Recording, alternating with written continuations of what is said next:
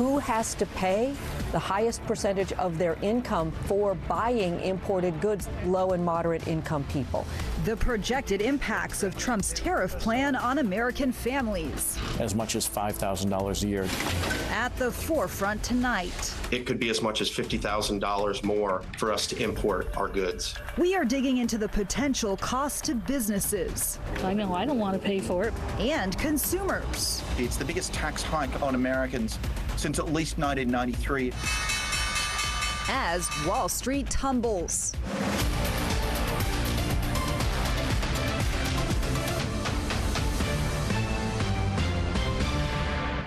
I'm Jessica Janner Castro. Thanks for being here at 4 o'clock. We have a lot happening. Tonight, we are tracking the fallout of the Trump administration's tariff plan announced just over 24 hours ago. Remember, President Trump has announced a baseline 10% tariff for all U.S. trading partners. That will go into effect on Saturday. Then 1 week from today, reciprocal tariffs will begin for hundreds of countries. That's on top of the higher tariffs on specific products that are already in effect, like a 25% tax on steel and aluminum and vehicles and parts. Today, Canada is responding. The government of Canada will be responding by matching the U.S. approach,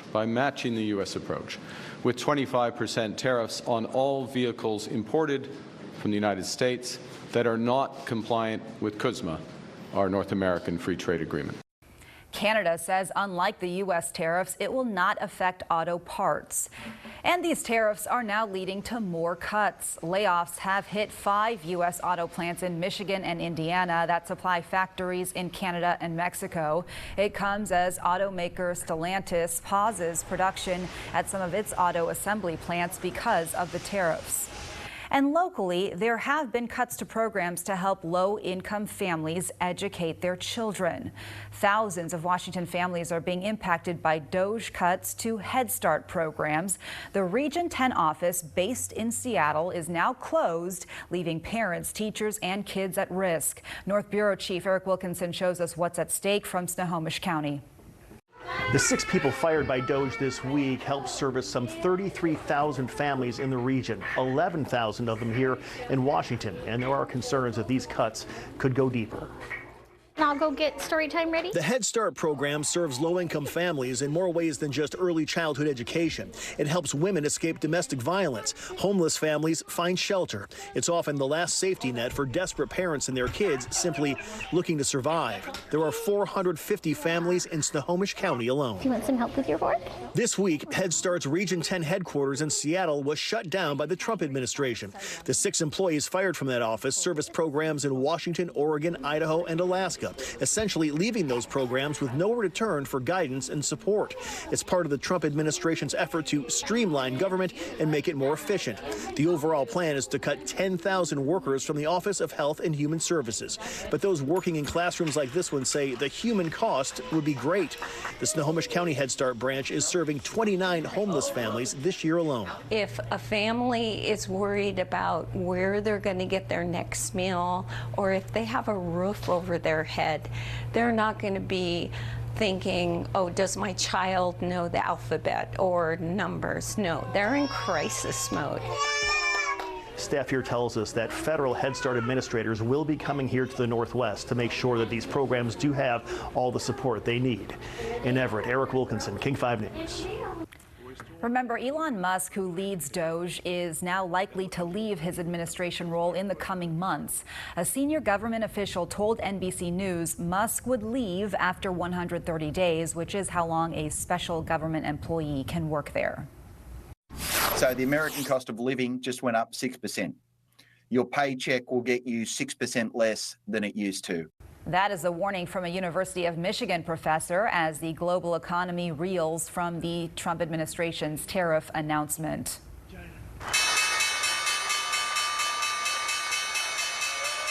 And And Wall Street was rattled today, one day after the global tariff announcement sparked fears it could trigger a global recession. The Dow fell more than 1,600 points today, nearly 4% of value. The S&P and NASDAQ dropped as well, marking the biggest drop since the year 2020. Some local companies are taking a hit. Amazon and Boeing dropped nearly 18 points today, while Starbucks dropped 11 points. There have been a lot of questions about how the Trump administration came up with these tariff amounts that it has levied, and the plan was pitched as being reciprocal, matching what other countries charge the U.S., but the actual calculation used is not reciprocal at all. In reality, what the Trump administration did is simply take the amount of the trade deficit that we were running with that country, divided by the amount of exports that they were sending to us, calculate that number, and then cut it in half. Take, for example, Korea. We have a free trade agreement with Korea. So the amount of tariffs that U.S. products going into Korea has been charged has been zero under the free trade agreement. And yet Korea gets hit with, a 26% tariff on all of their products. Because of this calculation, it's expected the impact will hit companies the hardest that rely on the global supply chain. And now some are realizing what others have known for a really long time. Many of our store-bought items come from overseas. Chances are, if you're looking at the tags on your clothes, they probably don't say Made in America. According to the U.S. Census Bureau, America imported more than $400 billion worth of consumer goods from China last year. Many economics experts predicting it's not if, but when prices will rise on consumer goods as a result of these new tariffs. I know I don't want to pay for it, but that's why I'm here now. You get it before that kicks in. So you thought about that today? I've been thinking about it since he's been talking about it. Many shoppers we spoke to at the Renton Landing found their clothing was made in Vietnam or China, but not everything is from overseas. Outside the Home Depot, one customer said he was pleased to discover the pressure-treated lumber he purchased came from a mill in Tacoma.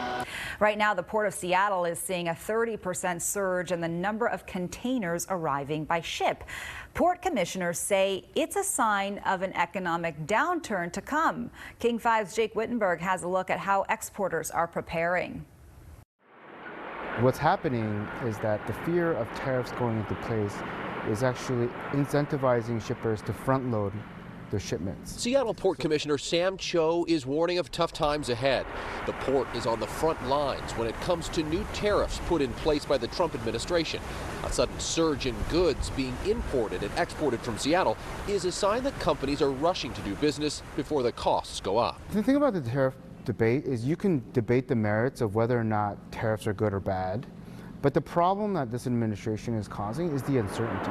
In the shipping business, time is money. And when these containers arrive full of goods from Asia, companies want to return them full of goods from America.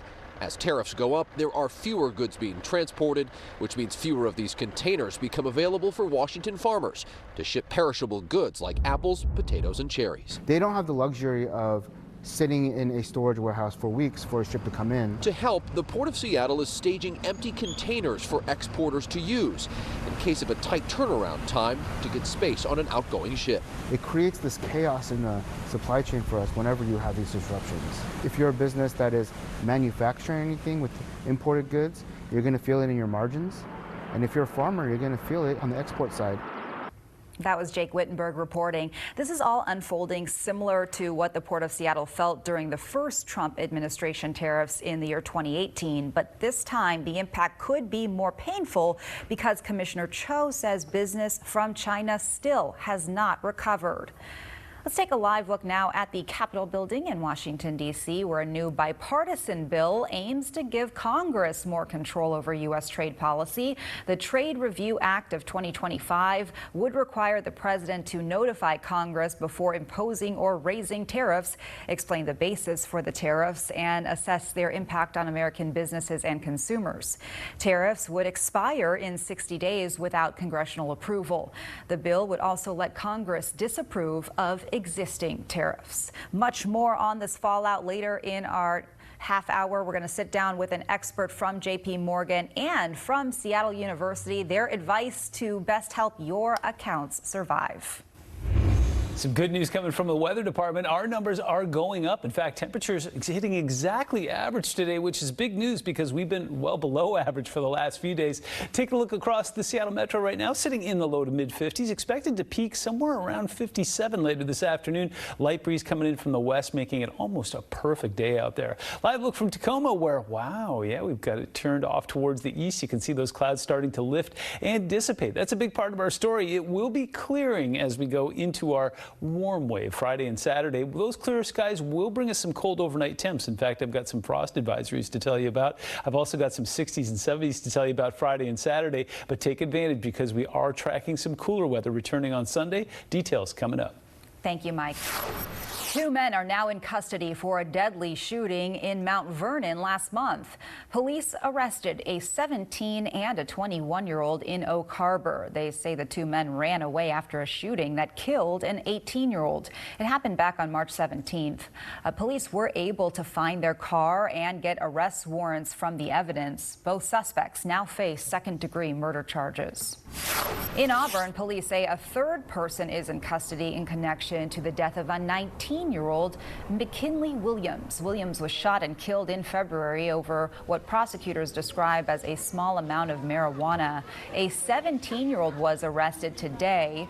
A 15-year-old and 18-year-old are already in custody. Police say all 3 suspects will be charged for murder and robbery.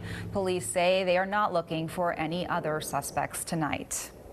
Police have also arrested a 16-year-old accused in a deadly shooting at a Seattle park. It happened in January at Baker Park in the Crown Hill neighborhood, and prosecutors are saying that 2 people followed that victim off a Metro bus into the park and then stole his backpack before ultimately shooting him. A 20-year-old man was arrested in January and has pleaded not guilty to first-degree murder. That 16-year-old boy who was just arrested is being held on investigation of murder. New at 4 o'clock, Washington's Attorney General is suing the software company RealPage and some local landlords. He is alleging they conspired to unfairly raise rents. King 5's Natalie Swaby joining us live right now with details on that lawsuit. And Natalie, what could this mean for renters?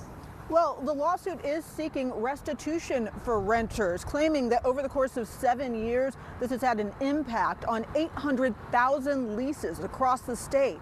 Attorney General Nick Brown is accusing RealPage of conspiring with 9 local landlords to inflate rents. The lawsuit claims RealPage's algorithmic pricing software encouraged landlords to share non-public and competitively sensitive data like current rents and vacancy rates. The AG says that made it easier for landlords to charge more and harder for renters to find affordable housing. One renter in Lower Queen Anne says his landlord was using RealPage's software and his rent went up 50%.